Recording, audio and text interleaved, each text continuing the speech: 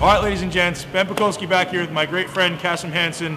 Kasim is a functional medicine practitioner, clinical nutritionist, and all-around brilliant dude. I've brought him in today to ask as many questions as I can about how you guys can make the most of your training and your performance and get the body you want. And he's my go-to guy when it comes to, hey man, how do I do this? Or how do I optimize this? Or how do I make my sleep better, my performance better, my pump better? How do I detox? He's my guy. So, there's guys out there who maybe know muscle function really well. There's guys out there who maybe know protein synthesis really well. Kasim knows it all, and he's my research guy. So when I need something, he's my go-to guy. So we're going to teach you guys about alkalinity and why it's so important to stay alkaline and how to stay alkaline. Three most important things you must do to stay alkaline. Go.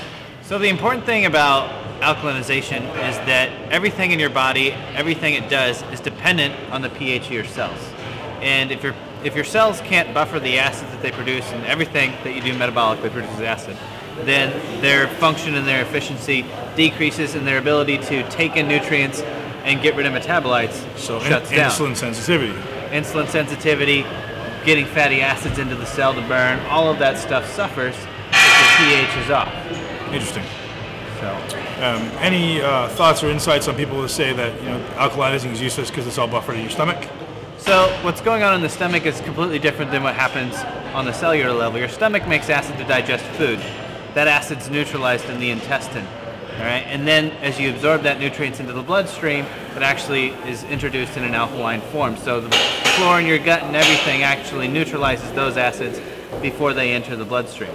And on the opposite side, the cells are separate from the blood, and they actually have to alkalize their metabolites before they can excrete it into the blood. So how can I get something past the stomach and make it actually, so if I'm taking like an alkaline food, like vegetables or a lemon, how is that actually getting past the stomach and allowing my tissues and my blood to alkalize? So it's the minerals and the nutrients in that you're actually absorbing, and then you take that into the cell. So if something like lemon juice, which is actually acidic, you're not taking that acid and using it in the blood. Right. Okay? You're taking the minerals that are in that, neutralizing the acid, taking the minerals, and then using those minerals to neutralize the acid in the cell. Right.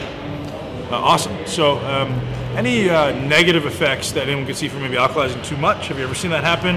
And what performance effects can people expect to see from having improved alkalinity?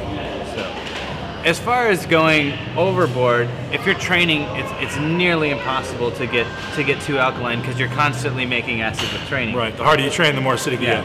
Now, there are times that you don't necessarily want to be extremely alkaline, such as pre-training. If you're going for a lactic acid stimulus and you want that growth hormone surge, which is somewhat acid dependent, in that case, you're better off alkalizing immediately post-training. Right. Kind of the same idea as taking antioxidants pre-workout. People say, well, antioxidants are good for you, take them all the time. Actually, you don't want to take them before you work out. The suggestion being that you want that oxidative response when you're training to improve the training effect. So, similar idea, I guess. Is there any, massive performance benefits people may see from alkalizing? The biggest thing is your lactate threshold will go up, and your ability to burn off every fuel will go up. So your training performance and the amount of fat that you're able to burn drastically increase if you're more alkaline. Okay? If you become acidic, you actually start to burn more protein than you do the other nutrients, and you become less efficient. So you can take your metabolism, and it has two pathways. It can either make 32 ATP or 2 ATP. And if you're acidic, you keep going down that end where you can only get 2 ATP. Right. And so you become very inefficient, and your training performance really suffers. Interesting. Great. I think that's about it. We're going to wrap it up right there. Let's wrap it up with how often should people alkalize, and should they do it every day or should they do it a number of times a day? My personal opinion is in the morning and post-training should be the minimum. Okay. If you haven't alkalized for a while, you might alkalize 6 times a day for a couple of weeks, and you'll actually get a noticeable change in your performance and just your energy overall levels. energy levels. Better, yeah. All right, guys, that's it. That's why you're gonna need to alkalize. You heard it from the man, master, Kasim Hansen, Ben Pakulski. Posse out.